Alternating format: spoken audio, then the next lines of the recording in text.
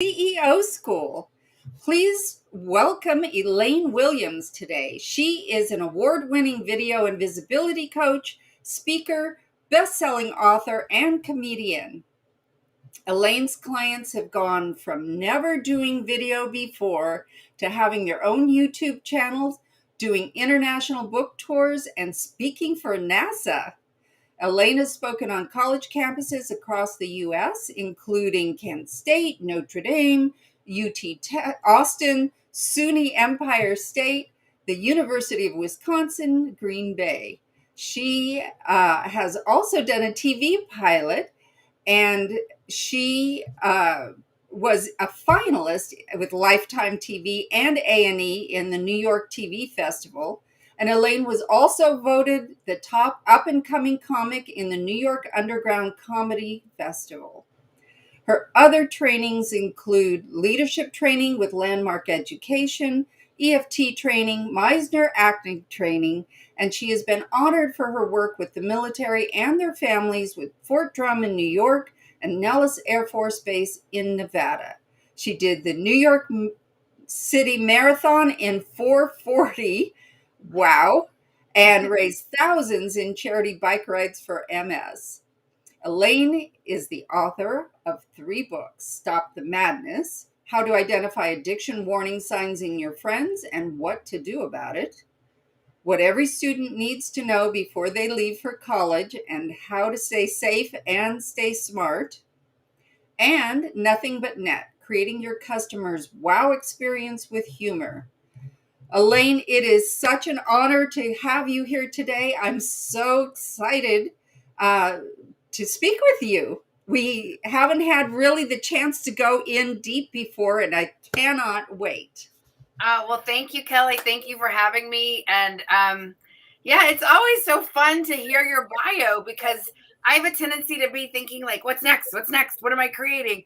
And it's kind of fun to be like, oh, I did all, because some of that's been a while. But yeah, no, I'm excited to be here. That's so true. A lot of times we spend thinking about that next thing that we need to accomplish, and we sometimes need to take the time to sit on our laurels and really, Yes, soak it ruminate. in. Really, yeah, Well, and it's soak it in. and I think, Kelly, like I always feel like we teach what we need to learn on a whole other level, and so I think, and I talk about this, I know you work with high powered women, and I find that a lot of women that I work with have a tendency to discount their badassness, and I'd be like, wait a second, what did you just say? What did like you just did this, or and so I know that But that's partly easy for me. I haven't climbed Mount Everest. Yeah. right. So I did the New York City Marathon in 4:40. Yeah. I haven't mountain climbed. I haven't done this. I Right. haven't. Yeah, It's exactly. so, yeah, and I know, like, I did the marathon, and I was, celebrating 1 year of sobriety, 1 year of being in New York City, and also it was right after 9/11, so it was very poignant and moving. But, I noticed there was a part of me that wanted to discount. Oh, I really wanted to do in 4:30, and, but like, Elaine, you did a marathon. And, and I know I love poking fun of myself. And sometimes we laugh with humor because we have that laugh of recognition. One of my other favorite jokes is I resemble that remark instead of saying I resent that remark, and so, I always think that we get to teach what we're learning on another deeper level. And one of my hopes is to help, especially women in business and, those few smart guys I get to work with, but owning their coolness, their greatness, not to be high and mighty, but so that we can help more people, to be the guide on the side, to share our expertise and get people's message out there, and I know that you help people do that a lot. And I think you wanted me to talk about humor, right? I think to me it's a great topic because humor for me things that I find hilariously funny may not register with somebody else. So I'm always concerned about, coming off like, is this on? Is this on? Right. No, that's great. That's a great place to dive into, because yes, these days we have an interesting, there's all this stuff about cancel culture and don't be offensive, and that's one reason I can make fun of myself all day long, because it's not going to offend anybody. And I do like to kind of put up a context when I'm speaking, and sometimes I'll say, look, I'm going to talk about some heavy topics here, and my point is I want to give you some information that stays with you, that could change your life, that could save a life. You never know. And so I want our time together to be super productive. And I use humor when I teach for lots of different reasons. And I say I would never want to make fun of anybody else. I make fun of myself, my family, my experiences. And that's something that I think is really important. There's enough meanness in the world, and so I think that's one reason people shy away from humor, because it's like, oh, it just feels so scary. But there are some basic rules you can use, and I also think that humor is a muscle. Not everybody is going to become Wanda Sykes, who I think is brilliant, but everybody can be funnier a little bit. And so, one of the ways you can be self-deprecating, and again, you don't want to make fun of yourself to the point of losing your credibility. So use the self-deprecation carefully. And obviously, if people know you more, then you have more room to go. But if you're speaking in front of people that don't know you, you want to use it sparingly. And there are so many great ways you can do it. For instance, I came home from work the other day. I opened the refrigerator. There was nothing there. I closed it.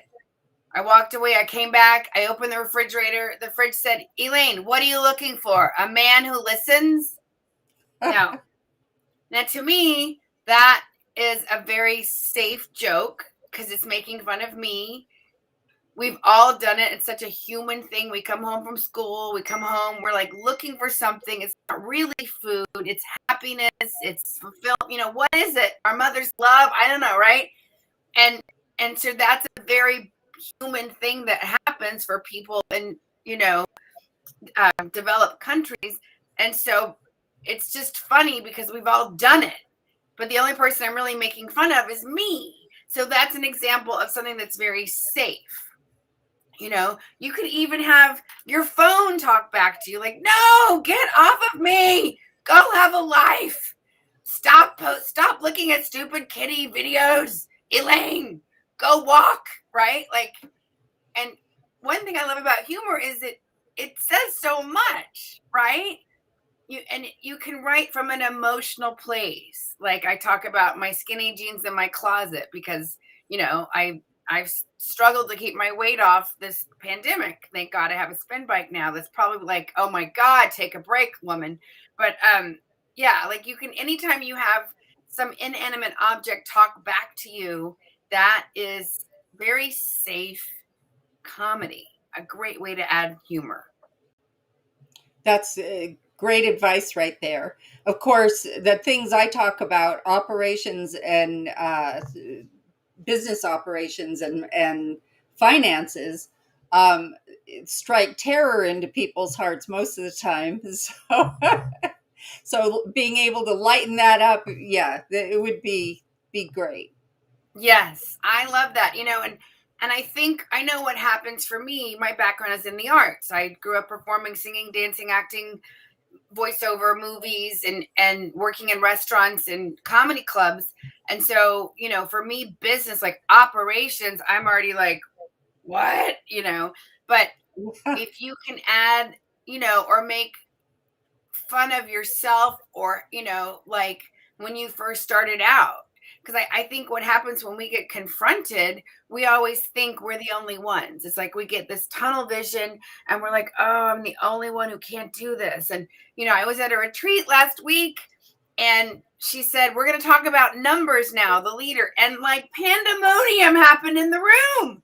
You could tell everybody was like, ah! And we're talking 6-figure women who are very successful.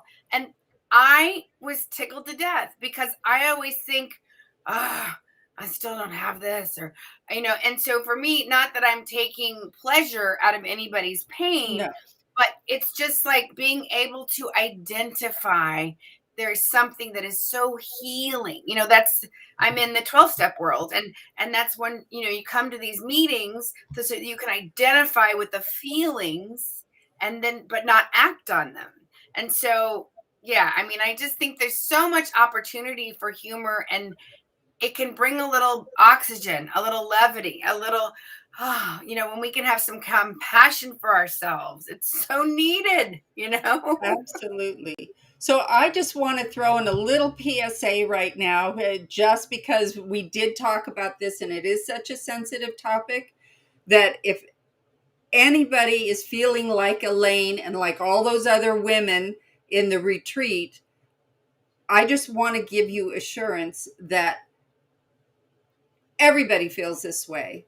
And people are shocked to find out that I was not a math whiz in high school and college. I did not love numbers and, bathe in bathtubs filled with dollar bills. That's not it at all.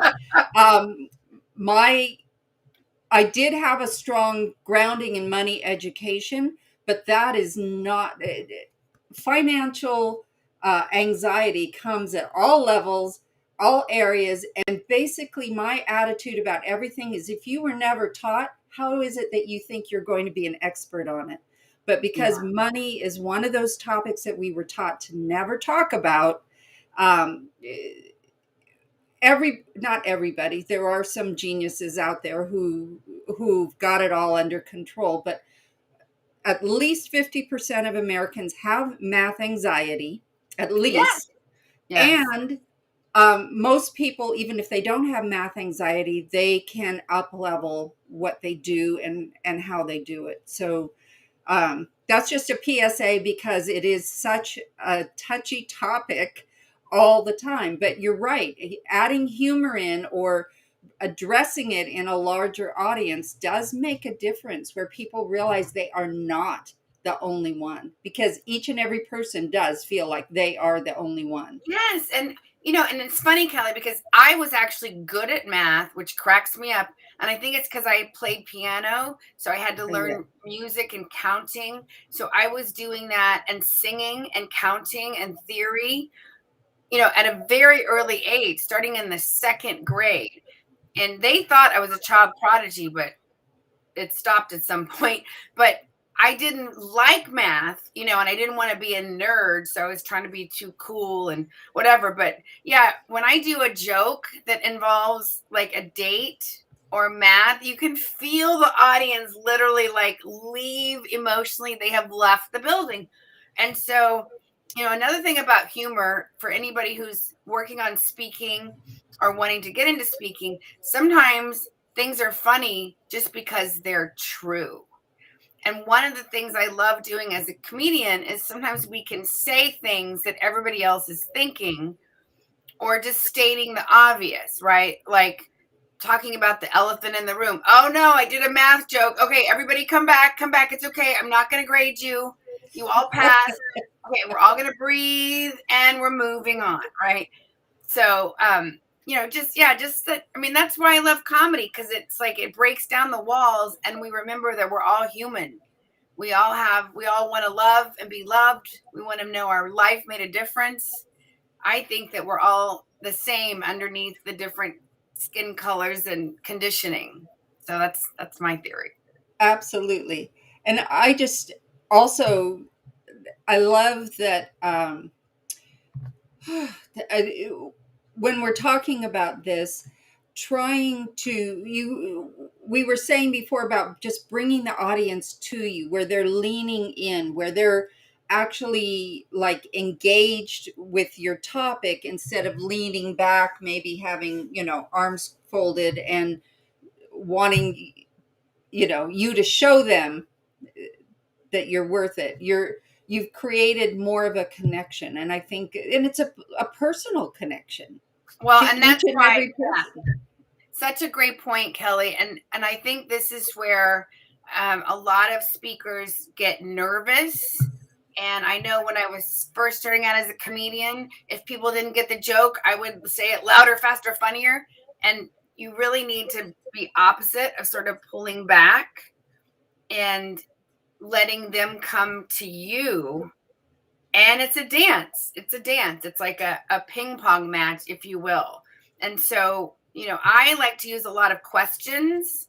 To me, there's nothing worse than having somebody walk on, "Hi, my name is Elaine, and thank you for having me. I'm very excited to be here." Like, we've all sat through those talks, but I like to walk right on and ask questions. How many of you want to be a better speaker? How many of you would love to be funnier? Have you ever wanted to do blah, blah, blah? Because that just, it pattern interrupts and it wakes people up, and that can cause them to lean in. And then, to me, in the beginning, if you can be vulnerable in the beginning, people, and you can show your humanity and that you do care and you're there to make a difference, oh, that's like a breath of fresh air for people. And that can be counterintuitive to what you're feeling, right? A lot of times we want to go on stage like, "Oh, I got it all together. Let me tell you how cool I am," right? And people don't care about that, No. So that's another reason I love sort of being goofy and warm and vulnerable, because people can connect with that. And then once you have that connection, people will come with you.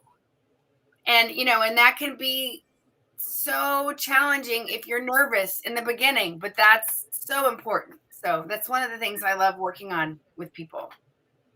That sounds so great. I mean, in truth, speaking can be one of the hardest skills to master in business, and yet it can be vital for the health of your business, for you to be able to reach your customers, build the know, like, and trust factor, get them to, they're already interested, most likely, in the topic that you're talking about, because they're there, listen, they're there at your program, at your speech.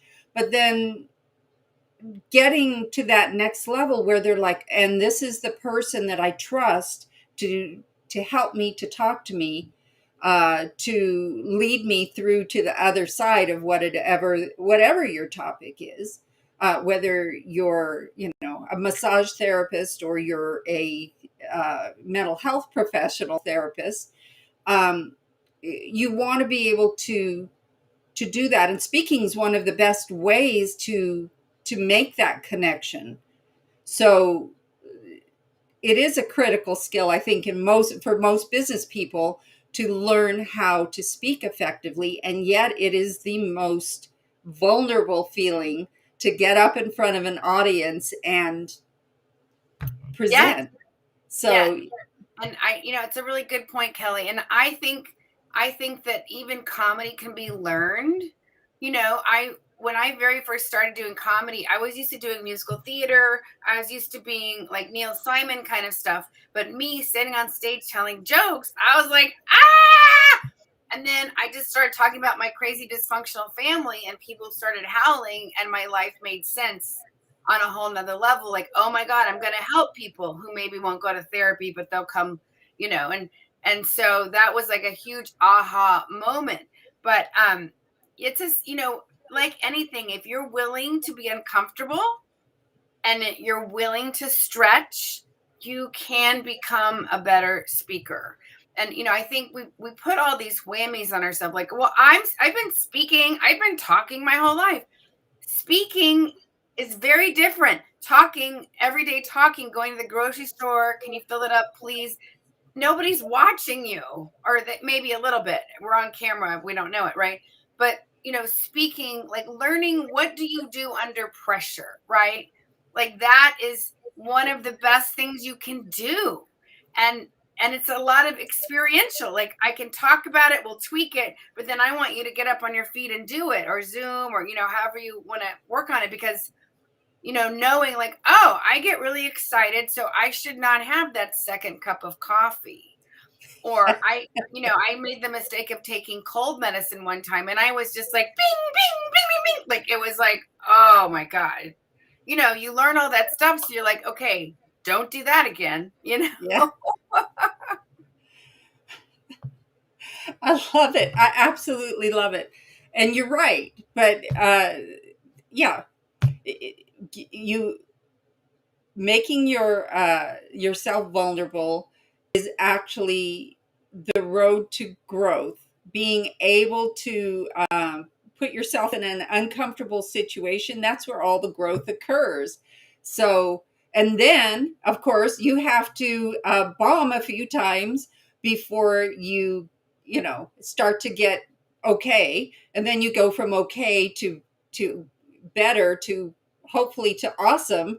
And ultimately you have mastery, and it doesn't mean that you're going to be the opener for you know Bill Burr or whatever. Yeah, exactly.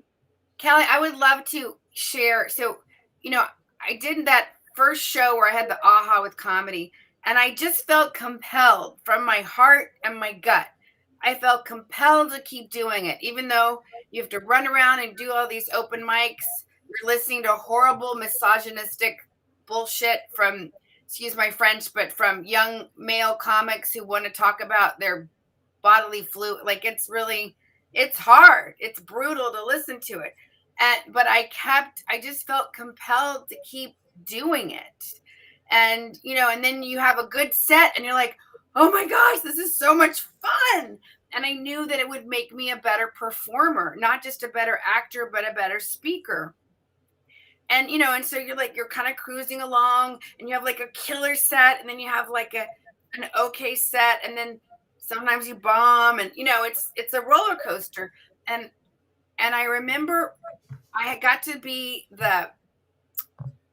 on stage at midnight at a show at New York Comedy Club, and it was mostly a Latino, crowd, and my friend who was running the show, and I bombed so hard, like, and it was during the check drop, which is the word, people like, how much is tax? How many drinks did you have?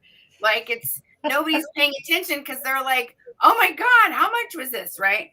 And so instead of saying, hey, everybody, the check is dropping, I just kind of kept plowing through anyway. So I remember, and it was at 5 minutes. It was a 5-minute set that felt like 5 years, right? So I'm walking to my car. I'm so depressed. I'm like, oh my God. And my friend goes, Elaine, you had 5 minutes on stage. You got 5 more minutes under your belt. And when you bomb, it makes you bulletproof for the next time. And I remember I was like, what a great reframe, because I'm this emotional, spongy person and I can make things mean all this stuff. And it's like, it wasn't the best circumstances. You learned a ton. It wasn't fun, but nobody threw a tomato at you. You're not bleeding, Yeah.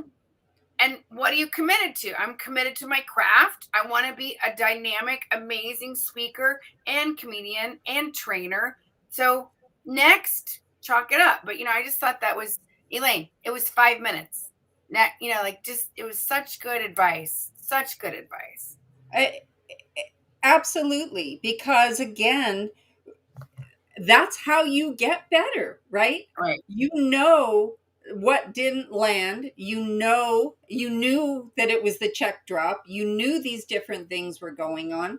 Yeah, absolutely. And I will say, I know one in particular, professional comedians. They make their living at it. They spend, their name, and they bomb. They may not bomb as hard and as badly as somebody just starting out who's trying to find their stride. But I've been to a couple of shows where I've watched and there's just been no reaction from the audience, and there is no way to climb out of it. It just, you try it, it doesn't work. Guess what? You keep on going. and I love what you said, it builds your experience, it builds your mastery. And all of this to say, you do not need to have a comedic set. You don't have to, that's not the goal here. As a business person, your goal is to stand up and educate your audience, and hopefully gain new customers, new business, and new affinities, new partners, um, for what it is you offer. And humor is one of the tools that you get to Yeah. use to get there. So we're not talking about all of this being a comedy set, right? I mean, that's Right. not what it's about. We do want to hopefully incorporate some, jokes or comedy or something, but all of this advice just applies to getting up and standing up in front of an audience and talking in general. And Right. again, as you said, talking is not quite the same as giving a talk, a speech, but Right.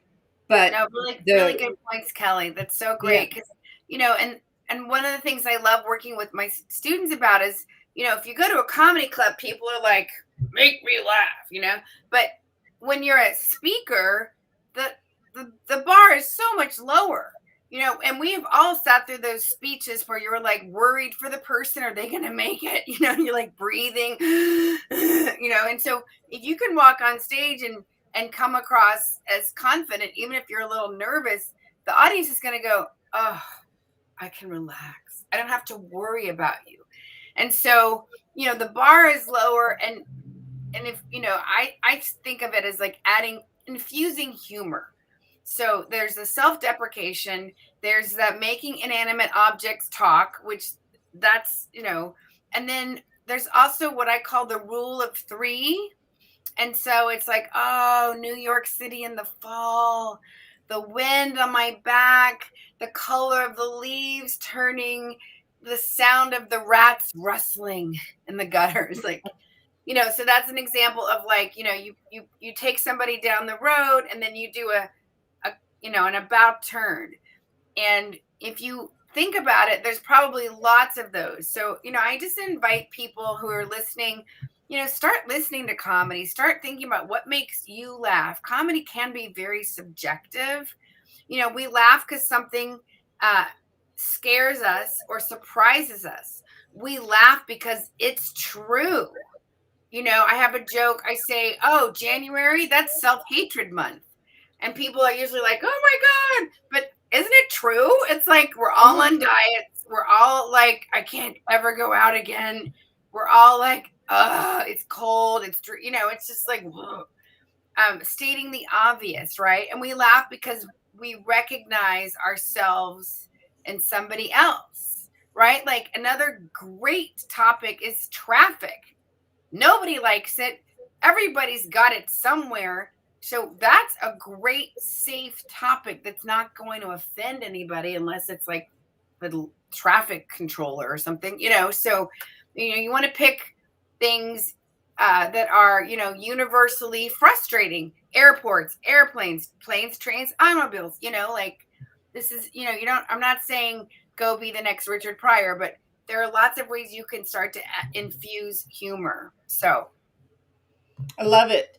So I do want to ask you, I know you've got some stuff coming up soon, and I want you to tell us about it because I'm betting that people here are really going to be interested in spending a little bit more time with you, picking your brain about their topic.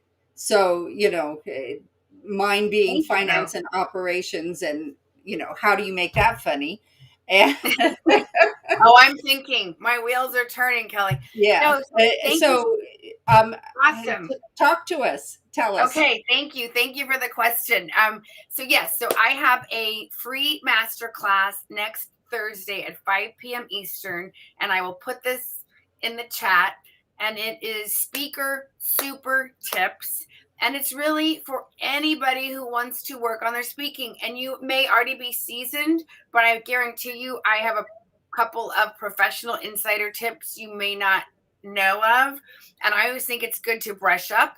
and you may be just starting your journey. But if you have a business, if you're starting a business or you've been in it for a while, one of the best ways to raise awareness and grow it and give back to people is by speaking. And what's exciting is there's a lot of virtual speaking happening, and there are live events happening, and this is a great time to hone your craft. So I'm going to put that in the chat, and then I have another class the following week on video and reels. So connect with me, and then I'm going to be doing a humor one in November. So I've got a lot of cool things coming up.